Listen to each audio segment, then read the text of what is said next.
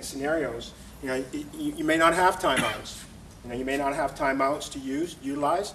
Your players need to know how to react, respond, time and score situations, up by 5 with 2 minutes left, down by 7, whatever, teams. So what he would do, he would just create scenarios with different scores, and they play 3-minute games. Maybe in one scenario they have 1 timeout. Maybe one scenario they have 1 more team foul to give before bonus. But he would rehearse these things, and he would change the parameters of this constantly. I think this is important too. So it's okay to script this, but we'll script it and we just go like, I would just be like, scores 97, 94, 2 seconds left. And maybe this is just static, probably at the end, not part of a scrimmage. This is the evolution. So we would play 5-minute games or 3-minute games, and you play 1 and 2 point, for example, and at the end of that 3 or 5 minutes, maybe the score is 9-6, and then we would put 1 minute on I'll put 1 minute on the clock. And I'll say, okay, we got both teams got 1 team foul to give before the bonus. And then we play, okay, with officiating. And then the players then have to react and know what to do. Know that if they're behind, that you may need to foul, use appropriate foul, appropriate situation. But then also as time starts getting down, that when you have last possession, or when you have under 10 situation or under 5 situation, that your team knows how to react and respond. I think you want to keep it really simple. I think you want to have, obviously, your skilled players. You want to put them in situations on the floor where they can make plays and they make something happen, and give them the confidence, and the other players, as part of that execution, know that they have a job and that those jobs are really important. Okay? And teaching points. So the first thing is deployment. So what you want to do is getting players quickly to the spots on the floor. So no floating around. You know how that happens sometimes? Happens offensively and defensively. And when you as a coach, you're sitting there and you know what's happening, and you're like, you're getting a little nervous, and you start to give feedback. You want players, when it's dead ball situation, that they are quickly deployed. People get to their spots, and then you're ready to, it's quick to the spots, slow, and then you're executing at game speed, full speed. Okay? Normally, there's only 2 voices that should be heard at that time, so you don't have 3 or 4 guys talking, head coach and normally the point guard. Okay? So that there's no confusion and that things get set up in terms of the organization, and then we're off and running. And everyone has to be disciplined enough to listen to those voices and quickly get to spots. Spacing and timing. A lot of times, last possession situations, you have, your best player with the ball in his hands, and then everyone else is static. Okay, I'm going to show you some actions today where everyone's involved. I think it's really important to occupy the defense, to have movement. I like the ball screen, but I don't like the ball screen if there's just people are just stationary and static off of it. So we try to get a situation where everyone is moving, and so and you keep it simple. So you open up. You have to figure out where are the best operational zones for your skilled players, and then you try to, with these special plays, obviously you want them to have the ball in those operational areas, or I call them operational zones, and the best places to go one-on-one, their best spots to shoot the ball, right? I think all these things you have to think about when you run your plays and you design your plays. And then the third thing is the read, react, and attack, okay? Which is like, basic fundamental philosophy of offense. And you've got to teach your players how to react against different defensive deployment. So you've got to assimilate that. You've got to actually just put that in front of them and then give them options. Defense does this, defense does that. And also the individual disruptions, what's happening individually. People taking away a strong hand, how do we react? What's this? So I think these things are, as part of your method teaching, it's important that you're doing this with these situations with your players and your team. Okay?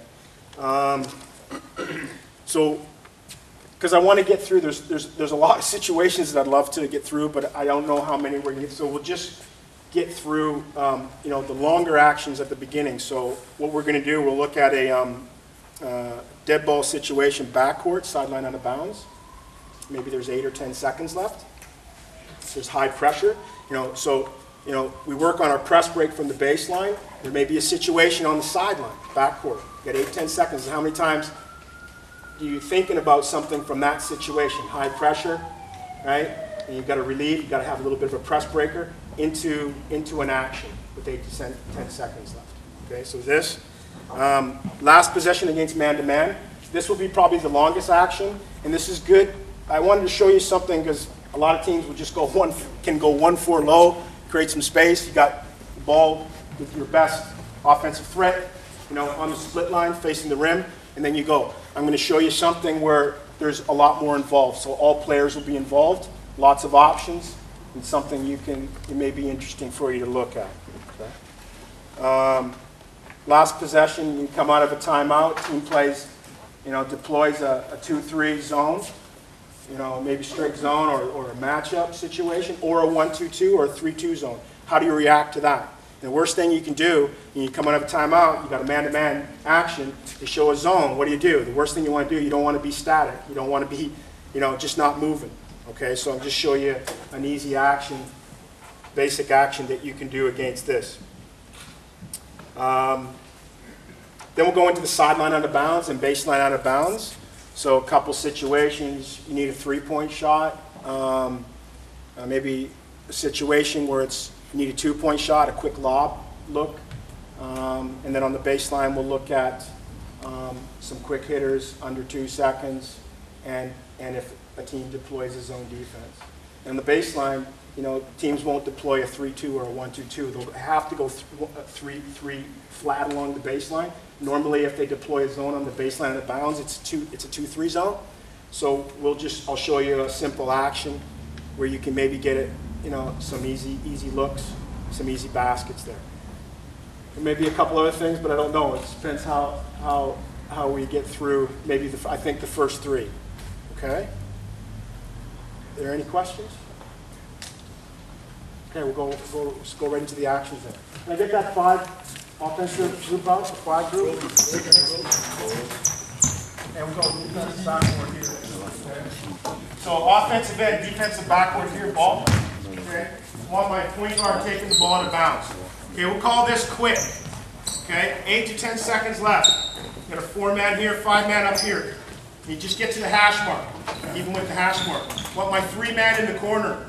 Okay, just on the so the corner and step up to where the bend is. Just where the bend is on the arc. Yeah, that spot right there. Yeah, it's okay there. Okay.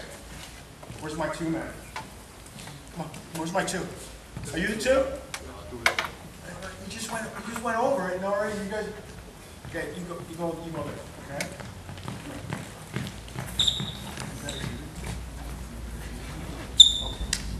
He's a better shooter, so put him here. Okay. Step out of the way over here. 4 over here. Okay, point guard, maybe high pressure. Okay, 8 to 10 seconds left. Okay? And you start here. Got my, you know, probably they pick up here. So we'll take our best ball handler, most creative player, we'll take him out of bounds. So there's no so it won't be difficult, you know, it'll probably be an easier situation to get the ball in here. Just step that way a little bit. Okay? Good. Okay, now first thing is you can step to the ball right along the foul line here. You just kind of walk away, okay? Just walk away, and on that step, the 2 steps, you're coming back. You're going to come sit here. Off you go. You're going this way, and you're going right around. That's the first look, and you're sprinting to the deep corner, okay? But as you turn there, you're looking. That's the first look. That's all over there, okay? You can go there. First look. Okay, you got a high target now. So any up pressure situation, you got the 4 guy here, big target, high target, no bounce pass here. Okay? So off you go. Okay? As that movement's happening, you're pinning down. Just as he loops around, you are pinning down there, you are lifting up 3. And then, good. Okay, and then get to the short corner, 5. Short corner. Short corner. There, yeah. Okay. pass the ball here, high target, come back and get it on the handoff. Now, he jams you, you go up scene, it's a lob, right? Or you just go in handoff, okay, and now here I go. Now, as you set that screen, now you're gonna follow even with this elbow. So you're trailing me even with the elbow. So you can't be lagging and just walking. You gotta be moving quick enough to be, I'll show you why later. Okay, so now you can flatten out a little bit and you come straight up, no, loop up, loop in, and straight up. Okay, stay back here. Okay, stop. Okay, you want to set it right around here. Okay, and you're gonna set a screen straight up here on this side. You may have a situation where you can S screen, so you can open up your right hand if you're strong in the right hand, so you can come up. You can come up on this side and you can open and turn this way, and you can just open here. And then we've got shooter in the corner, so we've got penetration kick action. And you're always going front rim. So after your up screen here, your screen, you get here, you're going to just open and you're going hard front rim. Hard front rim. Okay? Now, as that happens, take the ball. Your trailer, you're going to get to the corner. Yeah? Okay, wait, stay there. Good. Flat out. You're on the bend. Now, you always start underneath the bend. Yeah? Now, I don't want you guys too close together. See the bend there? Where the straight line and where it bends. That's where I want you. Okay? So now you can space out and lift depending on what's happening defensively on the action. But the first thing is getting the spacing. Okay? I don't want one guy guarding two of you. There. Okay. So we get in here, you turn the corner, you're going front rim. Walk through it. You don't have to bounce it. Pick it up. Okay? Walk through it, front rim. Now, as that's happening, you got to come right in behind here. Hard in behind here.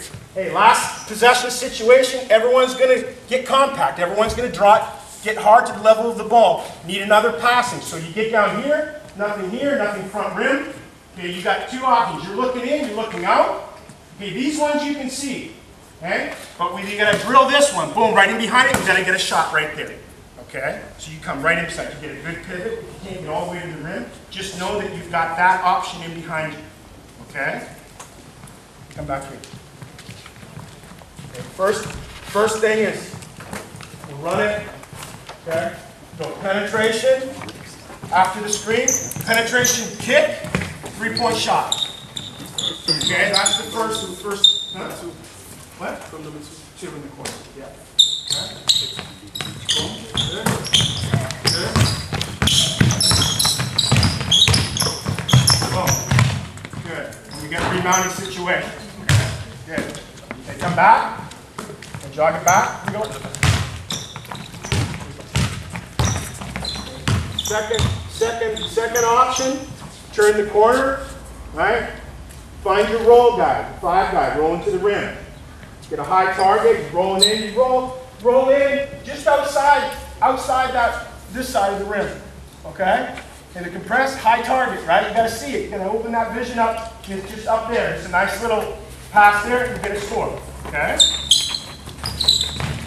8, 7, 6, 5, 4, 3, 2, okay. Go back again, let's go, jog it back, let's go. Good. All right, let's look at third option.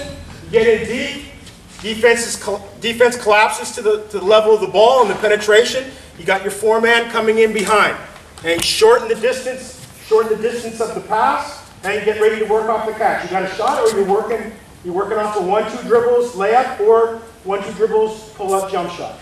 Okay? Go. Boom, shot. Good. Okay? All right, defense, let's go. Go.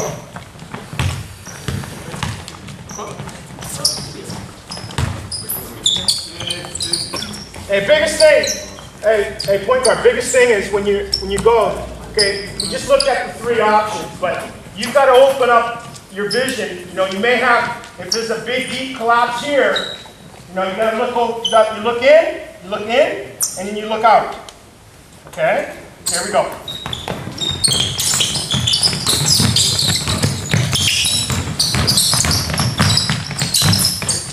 And this is just basketball. Okay, and this is what can happen. But what I like is that there's movement by everybody, and that you're creating this space immediately. You're not just static in one place. There's movement. All 4 players, all 5 players, well, all 4 players have movement before our point guard gets the ball back in his hand. Okay? Here we go. Come on, defense.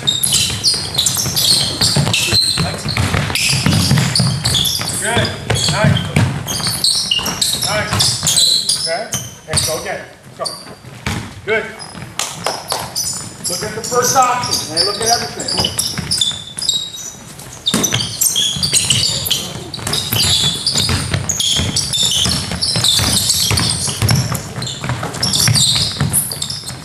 Good. Okay. All right. And, you know, so now you guys, hey, 2 and 4. Hey, 2 and 4. Okay. That's just an interchange. Okay? That's just interchange. He's coming to screen for you. Okay, so what you can do is you can take one step, open your vision, because if you're here, you can't see when he's, so if you get here now and you step into the ball, it opens my, now, and then you get still, and then I run that. Okay? I run it with this. And that's the screen. It's just not, you're not just interchanging. Okay? If you don't play defense over here, can I just pass the ball? Absolutely.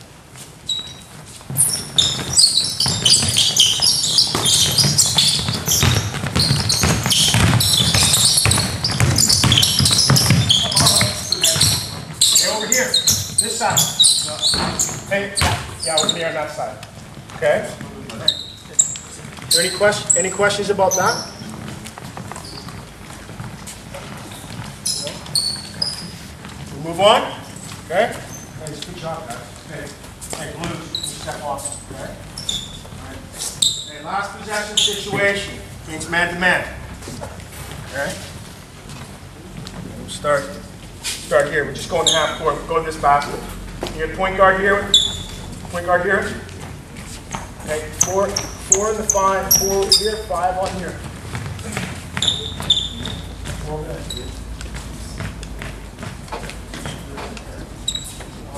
Yeah, go there. Start in this situation. Okay, 1-4 set. I want my wing players up here. I want the big guys low. Okay, I want the big guys low. We'll end up. The entry will be a pinch post. Okay, so it will be a high post, high elbow entry.